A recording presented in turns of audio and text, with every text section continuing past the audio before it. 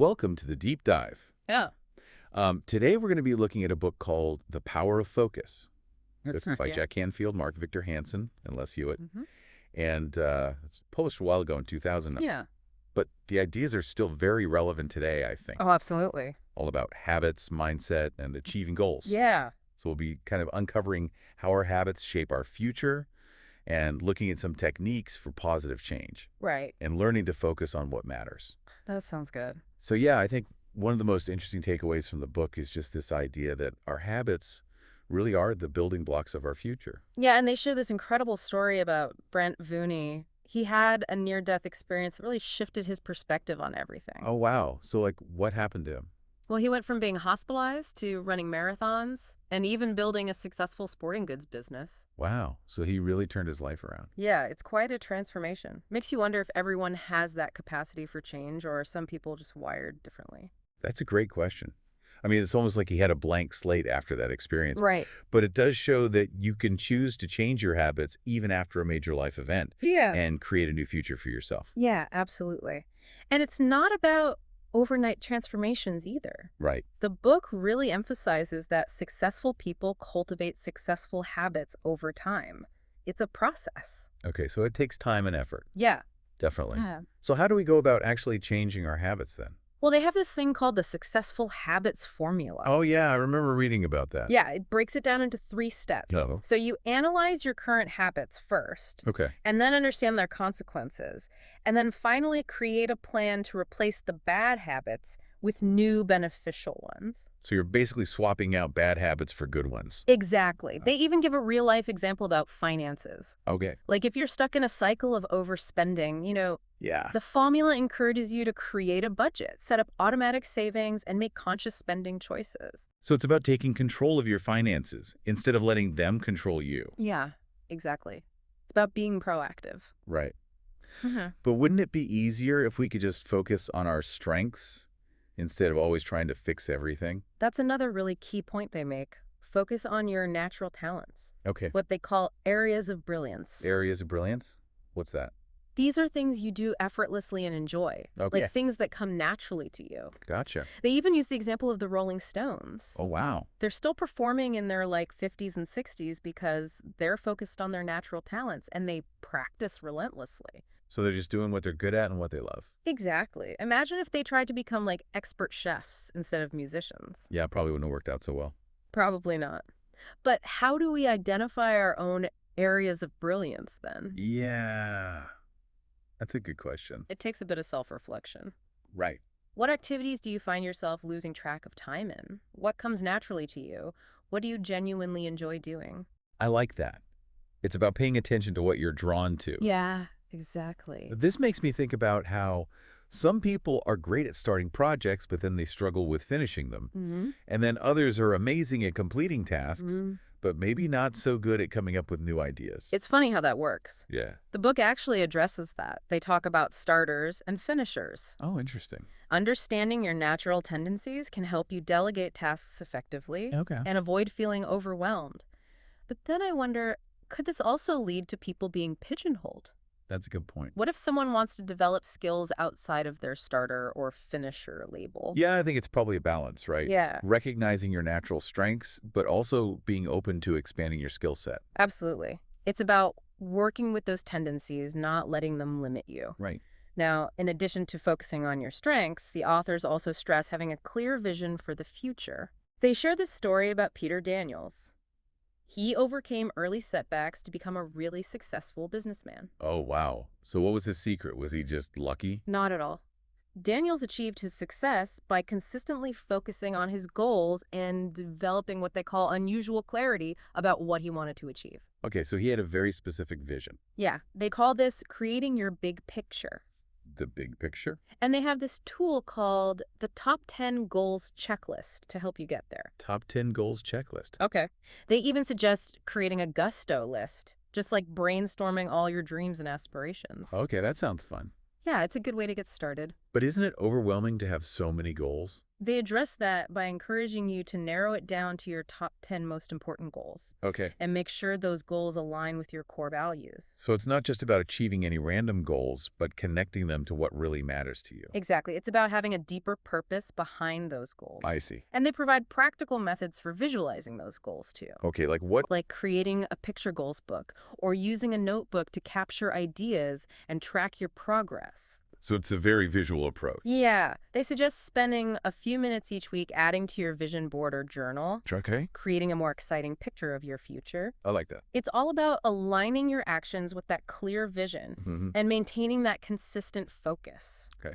Speaking of alignment, the book dedicates a whole section to building excellent relationships. Okay, relationships. Yeah. That's important. Yeah, they introduce this concept called the double spiral. The double spiral. Okay. I'm intrigued. What's that all about? Think of it like a twisting ladder with two paths. Okay. One path leads to deeper connection, joy, and support in your relationships, Hmm.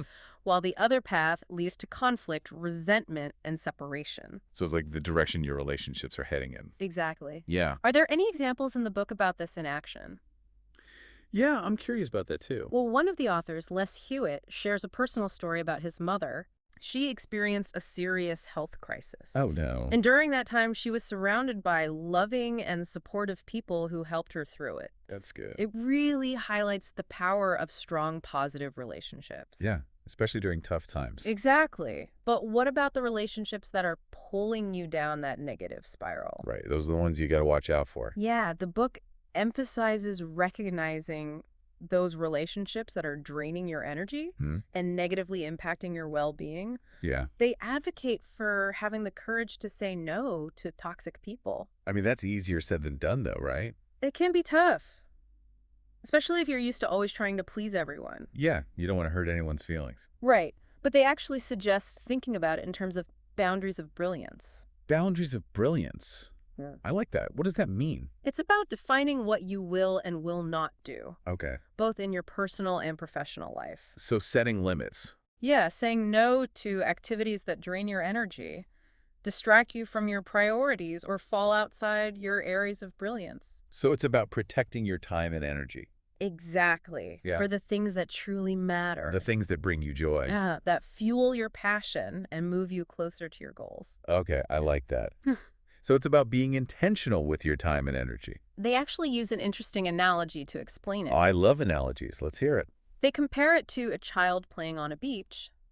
The parents set up boundaries with a rope, Right. creating a safe space for the child to splash and play. Right. Within those boundaries, the child is free to explore and have fun. Yeah. But if the child goes beyond the rope, the water gets deeper, the currents get stronger, and it becomes dangerous. So the boundaries are there for a reason. Exactly. They're there to protect the child. I see. So boundaries can actually create more freedom and opportunity. Yeah, that's interesting. It's not about being restricted. It's about creating a safe space to thrive.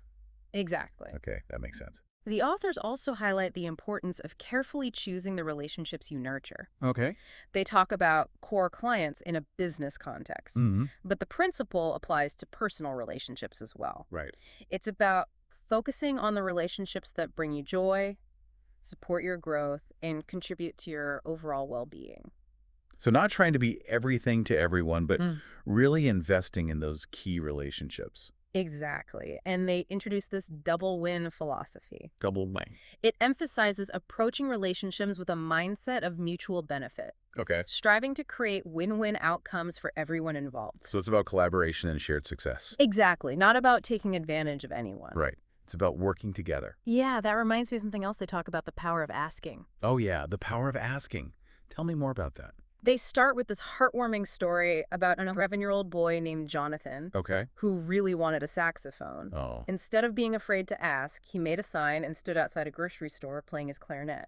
okay. And politely asking for donations. Did it work? It did. He actually raised enough money to buy his saxophone. That's amazing. It's a simple but profound illustration of the power of asking. Right. And overcoming the fear of rejection. Exactly. I think a lot of people struggle with that. Yeah, for sure. It's hard to put yourself out there. So what tips do they offer for asking effectively? Yeah, I'm curious about that too. They provide some practical advice, Yeah. like asking for information, asking for business, asking for written endorsements, Okay. asking for top quality referrals, asking for more business, asking to renegotiate. Wow, that's a lot of asking. Yeah, and asking for feedback. So it's about being proactive and not being afraid to ask for what you want. Exactly. Think about your own life. Are there opportunities you might be missing out on simply because you haven't asked? That's a good point. I mean, the worst someone can say is no. Right. And even then, you've gained valuable information. True. So it's always worth asking. Exactly. But what happens after we ask? How do we make sure we actually achieve those goals? Yeah, that's the key question. That's where the idea of consistent persistence comes in. Consistent persistence. Okay. It's about showing up every day even when you don't feel like it, Right. and putting in the effort even when you're not seeing immediate results. So it's about discipline and not giving up easily. They use the example of baseball legend Cal Ripken Jr. Oh, yeah, I know him. He holds the record for the most consecutive games played over 2,600 games. Wow, that's incredible. It's an incredible feat of discipline and dedication. He must have been so focused. He wasn't always the best player on the field, Really? but his consistency and work ethic made him a true champion. So it's not just about talent, it's about hard work and perseverance. Exactly. They illustrate this with what they call the consistency circle. The consistency, sir. Okay. Yeah. I'm listening. The idea is that making better choices every day leads to bigger and better opportunities, Okay. which then leads to greater rewards, which further motivates you to make better choices. So it's like an upward spiral. But how do we break out of procrastination and actually start making those better choices? They introduce a simple but effective tool called the AA formula. The AA formula. Okay, tell me more. The first A stands for action, and the second A stands for ask. Okay. The idea is to take immediate action on whatever task or project you've been putting off, So just do it. even if it's just a small step. And if you get stuck or need help, simply ask for it.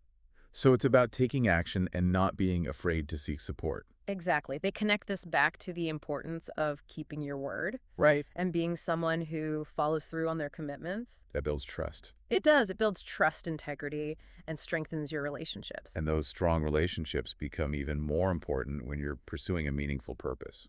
Exactly. That's a great segue into the next topic. Okay, let's talk about purpose then. They share this inspiring story about Craig Kielburger, Okay. who found his purpose at a young age. He was only 12 years old when he started an organization called Free the Children. Wow, 12 years old. That's amazing. It's dedicated to fighting child labor and poverty around the world. That's incredible. Starting an organization at that age, Yeah, it makes you think about what your own purpose is and how you can make a difference. exactly. And they emphasize that discovering your purpose isn't always a sudden realization. Right. It can be a process of exploration and self-discovery. Okay, so it takes time. And they offer a framework for understanding this process, which they call personal growth and level of being. Personal growth and level of being. Okay, let's dive into that in part 2 of our deep dive. All right, so we left off talking about personal growth and level of being. Right. It sounds pretty deep. What exactly does that mean? Well, think of it as a roadmap to unlocking your full potential. Okay.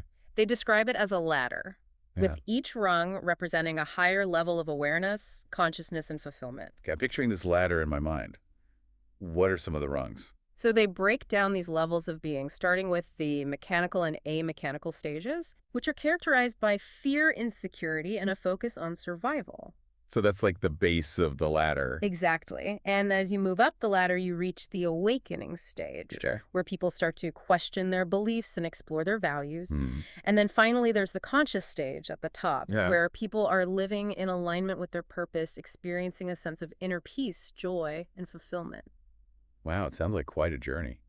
Do they suggest everyone can reach that top rung? They acknowledge that not everyone reaches this highest level of being, Right. but they encourage everyone to strive for it, to continually grow and expand their awareness. So it's like a lifelong pursuit. Precisely. They also emphasize that true success comes from aligning all these areas of your life. Okay. Habits, strengths, vision, relationships, asking persistence, and purpose. So it's about creating that holistic, balanced approach to living. Exactly. Has you ever felt like you were out of alignment in one of those areas? Oh, absolutely. I think we all go through phases where we might be hyper-focused on our careers, but neglecting our relationships, Yeah. or chasing external achievements without a clear sense of purpose. That's relatable. Mm. I've definitely been there. Mm. But how do we bring things back into balance? when that happens? That's where self-awareness comes in. Okay. It's about regularly checking in with yourself Right. and asking, are my actions aligned with my values? Am I spending my time and energy on things that truly matter? Am I nurturing my relationships? Am I taking care of my physical and mental well-being? Those are all good questions to ask yourself. It's easy to get caught up in the day-to-day and lose sight of the bigger picture. Yeah, for sure. It sounds like those three big questions they mentioned earlier could be helpful here, too. Oh, absolutely. Remember the ones Warren Buffett uses to evaluate potential business partners? Yeah. Do I respect them? Do I like them? Do I trust them? Exactly. Those questions can be applied to all areas of life, not just business. It's about assessing alignment and making sure you're surrounding yourself with people and activities that support your growth and well-being. So it's like building a support system that helps you stay on that upward spiral. Exactly. Now, what happens when you hit a roadblock or feel like you're stuck? Yeah, that's a good question. Everyone faces challenges. They actually mention an Achievers coaching program in the book. Oh, yeah, I remember reading about that. What is that exactly? It's a resource for people who want to dive deeper into these concepts and receive personalized guidance. So it's like having a mentor or coach to help you navigate those challenges. Exactly. It might be worth considering if you're feeling stuck or want to accelerate your progress toward your goals. Okay, cool. But even without a formal coaching program, there are things you can do on your own to create more focus and balance. Oh, definitely. There are a lot of practical strategies they suggest. Like what? Give us some tips. Well, they introduced this intriguing concept called the Be Alert system. The B alert system. Okay. I'm intrigued. Tell me more. So the B stands for blueprint, and it's all about taking charge of your day and proactively designing your life rather than just reacting to whatever comes your way. So being intentional. Exactly. They emphasize creating a daily blueprint, outlining your priorities, scheduling your time, Okay. even factoring in things like relaxation and exercise. So it's a holistic approach. Yeah, think about your own daily routine. Where could you incorporate a TPM? A TPM. What's that? It stands for 20-minute pause. Yeah. Just a little time to recharge and refocus. That's a great idea. I'm realizing my days are often a whirlwind of activity, and I rarely take time for myself. It's so important to make time for self-care. Yeah, I need to prioritize that more. Mm. What about the alert part of the Be Alert system? It's about being aware and conscious throughout your day rather than operating on autopilot. Okay, so being present. Exactly. They break down the acronym B is for blueprint, A is for action, L is for learning, E is for exercise, R is for relaxation, and T is for thinking. So it's a really well-rounded approach. It encourages you to invest time in each of these areas for optimal well-being. That's great. It's not just about productivity, but also about taking care of yourself. Exactly. They emphasize the importance of continuous learning, too. Oh, yeah. How do they suggest we do that? Whether through reading, listening to audiobooks, attending seminars, or simply observing the world around you. So it's about being a lifelong learner. Exactly. And the thinking part is crucial as well. Okay, tell me more about that. They advocate for setting aside time for reflection, brainstorming, and problem solving. I like that. Giving yourself space to think. They even suggest seeking out mentors, people who are more experienced and successful in areas you want to improve. Oh, that's a good idea. Learning from others. Yeah, it can really accelerate your progress. So the Be Alert system sounds like a great framework for creating a more intentional and fulfilling life. I think so too. It's a really holistic approach. But the book was published back in 2000. Do you think some of these ideas are a bit outdated? That's a fair question. The world has definitely changed a lot since then. Yeah, especially with technology and social media. But I actually think the core principles are more relevant than ever. In what way? Well, we're constantly bombarded with distractions and information overload these days. That's true. It's easy to feel overwhelmed. So having a clear vision, strong habits, supportive relationships, and a commitment to personal growth is essential for navigating the complexities of modern life. Yeah, it's like having a compass to guide you through all the chaos. Exactly. Now, one thing the book only touches on briefly is the importance of creating optimum balance in your life. Optimum balance. Okay. I'm all ears. Tell me more. They argue that by being more intentional and organized, you can reduce stress, increase your productivity, and create more space for the things that truly matter. So it's about finding that sweet spot between work and life, between achieving goals and taking care of yourself. Exactly. It's about creating a life that feels aligned and energized. And this is where they introduce another powerful concept, the power of no. The power of no. We talked about that earlier, right? The boundaries of brilliance. Yes, it's all connected. Setting those boundaries is essential for creating balance and protecting your time and energy. Right. It's about saying yes to the things that matter and no to the things that don't. What are your boundaries of brilliance? What are you currently saying yes to that you really want to say no to? That's a good question. I'm sure we all have things we could say no to. What could you eliminate or delegate to create more time and energy for the things that truly matter? Those are great questions. Yeah. It makes me think about all the things I feel obligated to do, but that don't really bring me joy or move me closer to my goals. It's easy to get caught up in those obligations, but sometimes it's necessary to reevaluate and make some changes. Yeah, maybe it's time to set some stronger boundaries. Remember, your time and energy are precious resources. Choose wisely how you invest them.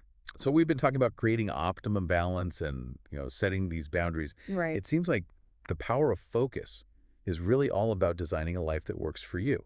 It is. It emphasizes that you don't have to be a slave to your circumstances, or let external pressures dictate your choices. Mm-hmm. You have the power to create a life that aligns with your values and aspirations. Okay, but what if you're in a situation where you feel like you don't have a lot of control? Right. Like a demanding job or a challenging family dynamic? Yeah, they address that by encouraging you to focus on what you can control, like your attitude, your choices, your responses. Right. It's about shifting your mindset from feeling like a victim to becoming an empowered creator of your own life. Okay, so taking ownership. Exactly. It's like that old saying, you can't always control what happens to you, but you can control how you react to it. Right. And they provide tools and strategies for doing just that. Remember the AA formula we talked about earlier?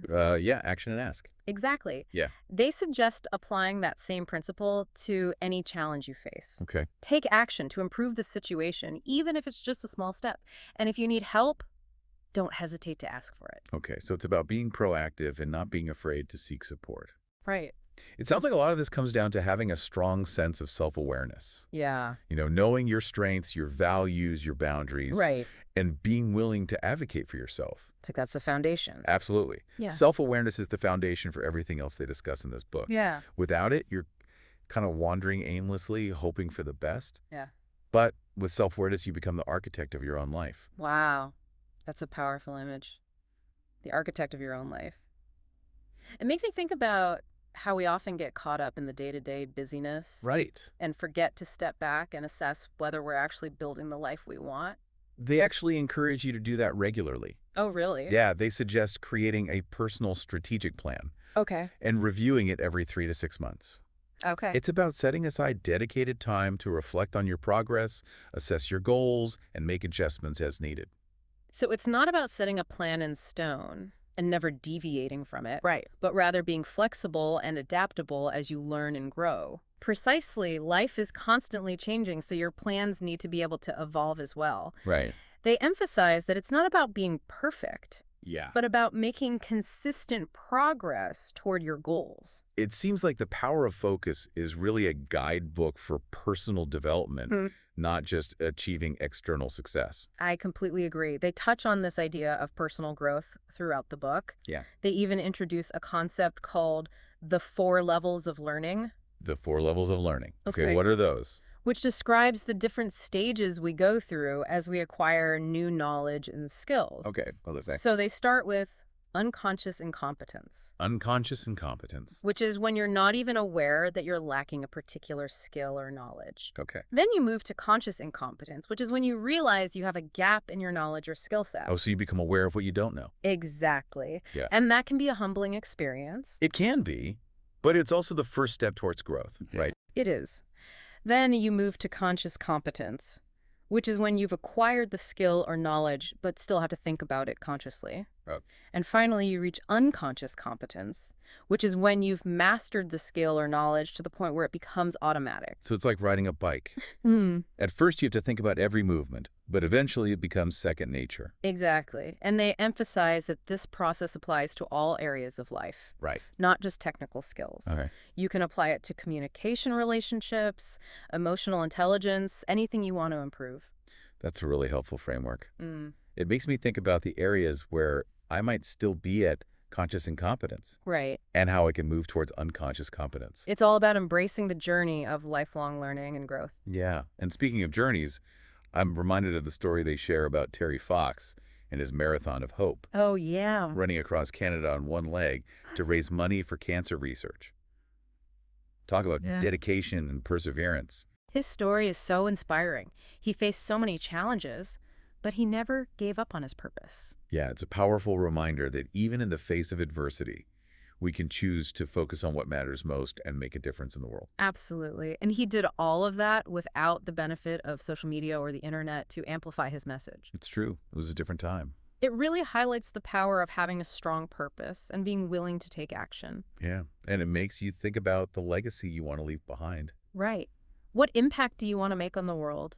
What will people remember you for? Those are big questions. They are, but they don't have to be overwhelming. Right. Remember, even small actions can create a ripple effect. Yeah. What matters is that you're moving in a direction that feels meaningful and aligned with your values. So as we wrap up our deep dive into the power of focus, what's your final piece of advice for our listeners? Embrace the power of focus to create a life that feels fulfilling and aligned with your true potential. Start by identifying your habits, clarifying your vision, and nurturing relationships that support your growth. Remember, even small changes can lead to extraordinary results over time. That's a great reminder. And I want to add that it's okay to ask for help along the way. Don't be afraid to reach out to mentors, coaches, or friends who can support you on your journey. Absolutely. And don't forget to celebrate your successes along the way. Every step forward, no matter how small, is worth acknowledging and celebrating. That's a great point. Thanks for joining us on this deep dive into the power of focus. Until next time, keep diving.